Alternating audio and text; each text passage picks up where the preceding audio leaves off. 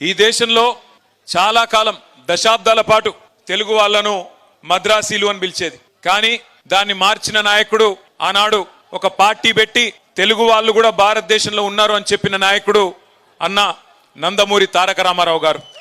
ఆ తర్వాత ఈ దేశంలో తెలంగాణ కంటూ ప్రత్యేకమైన అస్తిత్వం ఉన్నది, ఇక్కడ ఈ దేశంలో తెలంగాణ అనే పౌరుషాల గడ్డ ఉన్నది అని ఎలుగెత్తి చాటిన నాయకుడు మన నాయకుడు గౌరవనీయులు పెద్దలు కేసీఆర్ గారు అన్న మాట నేను గుర్తు చేస్తా ఉన్నా. నేను ఎన్టీఆర్ గారి పేరు ఎందుకు తీసుకున్నానంటే దానికి ఒక ప్రత్యేకమైన సందర్భం ఉంది.